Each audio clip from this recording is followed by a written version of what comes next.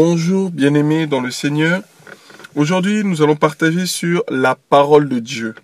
Sans plus tarder, nous allons prendre le passage de Jean chapitre 1er et nous allons lire à partir du verset 1er. Au commencement était la parole, et la parole était avec Dieu, et la parole était Dieu. Elle était au commencement avec Dieu. Toutes choses ont été faites par elle, et rien de ce qui a été fait n'a été fait sans elle. En elle était la vie, et la vie était la lumière des hommes. Et la lumière luit dans les ténèbres, mais les ténèbres ne l'ont pas reçue. Verset 14, et la parole a été faite chair, elle a habité parmi nous, pleine de grâce et de vérité. Nous avons contemplé sa gloire, une gloire comme la gloire du Fils unique. Amen. Donc oui, aujourd'hui nous partageons sur la parole de Dieu. Oui, la parole est créatrice. Oui, la parole est Dieu. Oui, la parole a tout créé. Oui, la parole a été manifestée au milieu de nous par la personne de Jésus-Christ de Nazareth. Oui, la parole crée toutes choses. Oui, Dieu nous a donné cette parole. Oui, la parole permet de donner la vie. Et la Bible nous dit que en elle était la vie. Et la vie était la lumière des hommes. Oui, dans cette parole, il y a la vie. Jésus-Christ dira dans Jean chapitre 6 au verset 63, je vais le lire rapidement. Jésus-Christ, notre Seigneur, comme je l'ai dit précédemment, qui est la parole, Jésus dira que, oui, au verset 63, c'est l'esprit qui vivifie, la chair ne sert à rien. Les paroles que je vous ai dites sont esprit et vie. Alléluia. Voilà, donc Jésus-Christ dit que les paroles qu'il donne, elles sont remplies de son esprit et elles sont remplies de sa vie. Oui, la parole que nous avons reçue de Christ, de notre Seigneur, de notre Maître, de notre Père, communique la vie. Et nous voyons aujourd'hui le problème qu'il y a dans beaucoup d'églises, entre guillemets, dénominationnelles. Il n'y a plus la vie. Aujourd'hui, la parole qui est censée apporter la vie, qui est censée apporter un réveil dans la vie des personnes qui sont tombées dans le sommeil, qui sont totalement mortes, puisque la Bible nous dit que l'état d'une personne qui est morte, c'est l'état d'une personne qui est dans le sommeil. L'état d'une personne qui est dans le sommeil, c'est l'état d'une personne morte. Oui, la parole a pour but d'apporter la vie pour que ces personnes qui sont mortes reprennent la vie, pour que toutes ces personnes qui sont mortes se réveillent. Oui, la parole a pour but de réveiller. Oui, la parole a pour but de nous amener à la vie. Oui, la parole a pour but de nous ressusciter. Oui, la parole a pour but de communiquer l'esprit, frère. Oui, cette parole a pour but cela. Et aujourd'hui, nous ne voyons plus cela. Pourquoi? Parce que la parole n'est plus prêchée avec l'esprit. La parole n'est plus prêchée avec l'esprit de Dieu. La parole n'est plus prêchée avec l'esprit de Christ. Oui, nous devons revenir à la parole. Revenir à cette parole qui communique la vie. Cette parole qui change les hommes. Cette parole qui amène des guérisons. Cette parole qui amène des prodiges et des miracles. C'est simplement que par la parole. Parce que notre Dieu nous a montré au commencement, il a tout créé par la parole. Il a simplement libéré la parole. Et l'esprit a saisi la parole et a porté la vie, frères et sœurs. Oui, l'esprit est toujours en mouvement. L'esprit de Dieu est toujours en mouvement. L'esprit de Dieu attend simplement que des hommes remplis de l'esprit communiquent la parole. Comme Ézéchiel, dans Ézéchiel 37, devant cette vallée d'ossements desséchés, le Père va saisir Ézéchiel et il va lui demander: Fils de l'homme, prophétise sur ces ossements, prophétise. C'est-à-dire, fils de l'homme, tu as reçu le pouvoir de leur parler. Tu as reçu le pouvoir de les réveiller. Oui, tu as reçu le pouvoir de leur communiquer la vie. Oui, même s'ils sont morts, même si ta situation est morte, mon frère, même si ta situation est morte, ma soeur, tu as le pouvoir. Dieu t'a donné le mandat. Dieu t'a donné l'autorité de pouvoir parler à ta situation, de pouvoir lui dire qu'elle peut prendre vie. Tout ce qui est mort, tout ce qui est mort, Jésus-Christ est venu pour nous apporter la vie afin que nous puissions communiquer la vie à cette génération. Cette génération est morte, cette génération est perdue et Dieu suscite des hommes remplis de son esprit pour communiquer la vie, pour communiquer la vie à cette génération, afin que cette génération se réveille, afin que cette génération reprenne la vie, afin que cette génération soit restaurée, afin que cette génération revienne à la parole, revienne au Créateur, revienne à la parole qui n'est que Dieu, revienne à cette parole qui s'est manifestée au milieu de nous, en la personne de Jésus-Christ de Nazareth, notre Dieu, notre Seigneur, notre Maître. Oui, la parole a pour but cela. Et Dieu suscite dans ces temps de la fin de tels hommes, de telles femmes remplis de son esprit afin de prophétiser comme Ézéchiel dans cette vallée d'ossements desséchés. Oui, Dieu nous place stratégiquement dans des villes, dans des villages, dans des pays afin que nous puissions changer notre génération, afin que nous puissions changer le cours des choses. Pourquoi? Parce que Dieu nous a donné une parole qui change le temps et les circonstances. Oui, une parole qui amène des bouleversements.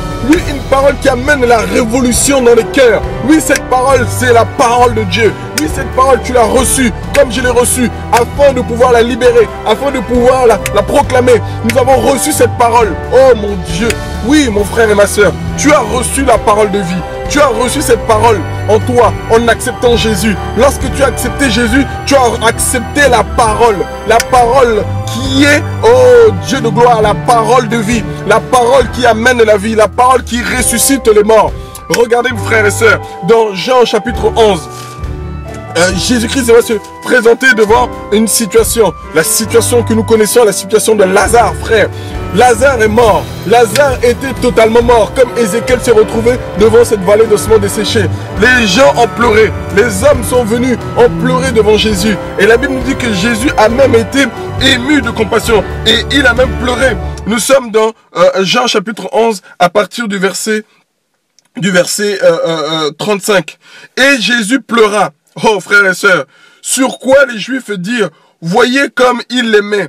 Et quelques-uns d'entre eux disaient, lui qui a ouvert les yeux de l'aveugle, ne pouvait-il pas faire aussi de cet homme, ne pouvait pas-il faire que cet homme ne meure pas? Alors Jésus frémissait de nouveau en lui-même, se rendit au sépulcre. C'était une grotte et il y avait une pierre placée devant. Jésus dit, ôtez la pierre. Oh frère, non. Ôtez la pierre. Mais Marthe, regardez les hommes charnels, regardez les femmes charnelles, frère, qui arrivent pour te décourager, afin que tu ne libères pas la parole, afin que tu ne proclames pas la vie devant ta situation. Il y aura toujours des obstacles, il y aura toujours des hommes et des femmes qui sont charnels, que Satan va envoyer pour pouvoir te refroidir, pour ne pas que tu libères la parole que Dieu t'a demandé de libérer, afin qu'il y ait un changement, afin qu'il y ait la vie, afin qu'il y ait un mouvement, frère. Oui, regarde, Marthe va arriver. Mais Marthe, la sœur du mort lui dit, Seigneur, ils sont déjà, c'est-à-dire ta situation est déjà chaotique. Qu'est-ce que tu peux faire? Oh non frère, les gens peuvent venir te dire, mais ta maladie là, ça fait des années que tu la traînes. Ta situation là, ça fait des années que tu la traînes. Elle ne changera jamais. En Marthe, en venant dire cela, qu'ils sont déjà, c'était pour le décourager, c'était pour décourager Jésus en disant que non mais c'est chaos, oui mais c'est fini. Frère, Dieu aime quand la situation est morte et qu'il y a des restes. Pourquoi? Parce que les restes peuvent prendre vie. Pourquoi? Parce que les restes peuvent, avec la parole, reprendre une totale restauration. Car la parole a pour but de ressusciter les choses. Oh frère, oui, il y aura des Marthes qui vont venir devant toi pour te dire que non, ta situation, mon frère, c'est fini. Tu ne te marieras jamais. Tu as vu comment tu es. Non, tu ne pourras jamais te marier. Tu as vu ta situation, c'est fini. Tu es handicapé. Dieu ne pourra jamais rien faire pour toi. Oui, tu as vu ta situation, tu ne trouves pas d'emploi. C'est fini. Tu ne pourras rien trouver. Ah frère, il y aura des Marthes qui seront envoyées. Il y aura des Marthes qui seront envoyées pour te dire que ta situation est chaotique. Pour te dire que ta situation sent déjà, que les gens sentent déjà que c'est fini. Frère, mais je veux te dire une parole. Mon frère, je veux te dire une parole. Tant qu'il y a de la vie, il y a de l'espoir. Oh, Dieu de gloire. Le proverbe nous dit que mieux vaut un chien vivant qu'un lion mort. Frère, parce que les choses peuvent changer. Parce qu'avec Dieu, les choses peuvent changer. Les miettes qui tombent à terre, frère, les chiens peuvent les manger et ils peuvent reprendre vie. Ah, frère. Oui, parce que la parole a pour but d'apporter la vie. Oh, Dieu de gloire. Oh, alléluia. Mais lui dit, Seigneur, ils sont déjà. car il est là depuis 4 jours. Ah frère, on peut te citer le nombre d'années, on peut te donner des chiffres. Ça fait 15 ans, ça fait 20 ans, ça fait 30 ans que ta situation ne change pas. Ça fait peut-être 38 ans, ça fait peut-être 15 ans, 20 ans, 30 ans frère, que ta situation ne change pas. Mais je veux te dire une chose frère, Dieu qui est le maître de temps et des circonstances, a arrêté un jour frère, pour que les choses changent. Et il t'a donné cette parole de venir la proclamer afin que les choses puissent se mettre en mouvement, afin que la vie vienne, frère. Dieu nous a donné ce pouvoir. Dieu t'a donné ce pouvoir de la parole, frère. Par la parole de Dieu. Oh Dieu de gloire. Afin que tout ce qui est mort prenne vie. Frère, il y a des situations chaotiques devant nous chaque jour. Il y a des hommes et des femmes qui viennent se présenter devant nous chaque jour avec des situations chaotiques. Mais Dieu te donne son esprit afin que par l'esprit de Dieu, tu puisses prophétiser la vie, frère. Afin que tu puisses amener un changement. Afin que ces hommes et ces femmes donnent gloire à Dieu. Afin que ces hommes et ces femmes reconnaissent que Dieu existe. Que Dieu peut changer le temps et les circonstances. Car il est le maître de temps et des circonstances. Notre Dieu a la capacité. Notre Dieu, à travers sa parole, frère, à travers son nom qu'il nous a donné, peut changer les choses. Oh Dieu de gloire. Dieu de gloire. Oui, verset 40, Jésus lui dit, ne t'ai-je pas dit que si tu crois, tu verras la gloire de Dieu? Verset 41, ils ôtèrent donc la pierre de dessus le lieu où le mort était couché. Et Jésus, levant les yeux au ciel, dit, Père, je te rends grâce de ce que tu m'as exaucé. Oh frère, oh, verset 42, oh, je sais bien que tu m'exauces toujours, mais je l'ai dit à cause de la foule qui est autour de moi. Oh, afin qu'elle croie que tu m'as envoyé. Et ayant dit ces choses, il cria à haute voix. Oh, Fils de l'homme, crie. Fils de l'homme, crie. Crie, crie, crie à plein gosier. Crie ma parole. Annonce ma parole. Annonce la vie. Afin que ces ossements desséchés prennent vie. Oh Dieu de gloire. Et Jésus-Christ cria. Cria quoi frère? Cria quoi? Oh Dieu de gloire. Lazare sort dehors. Oh ma parole. Oh Dieu de gloire. Non, non, non. Dieu nous a donné une puissance frère que tu ne réalises pas encore. Dieu nous a donné une puissance ma sœur que tu ne réalises pas encore. La puissance de la parole. La puissance de la parole. Ne te souviens-tu pas que dans Genèse, Dieu a donné le mandat, Dieu a donné l'autorité à Adam de nommer simplement par la parole tous les animaux qui se présentaient devant lui, frère. Il a reçu ce mandat que par la parole que les choses prennent vie. Oh Dieu de gloire. Dieu de gloire, Dieu de gloire, Dieu de gloire. Oh mon Dieu, Lazare sort, alors le mort sortit. Oh frère, la parole est proclamée. Frère, les morts sont obligés d'obéir au Créateur. Pourquoi? Parce que c'est la parole du Créateur. C'est la parole, les éléments, la nature obéit à Dieu. Oh mon Dieu. Oh oui frère. Devant ta situation, prophétise. Devant ce qui te bloque, prophétise. Zorobabel va se trouver devant cette grande montagne. Et cette grande montagne va entendre Zorobabel parler, frère. Zorobabel va dire, qui es-tu? Oh Dieu de gloire, qui es-tu, grande montagne, devant Zorobabel?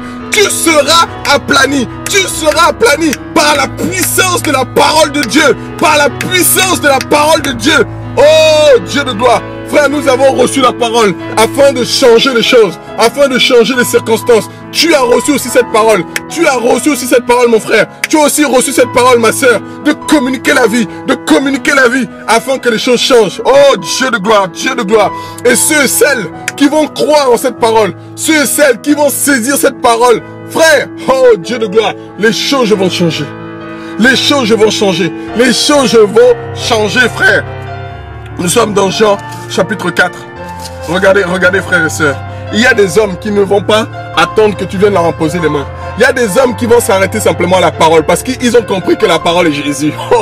Ils ont compris que la parole est Dieu. Donc tant que la parole est libérée, frère, Dieu peut créer les choses à travers une parole libérée.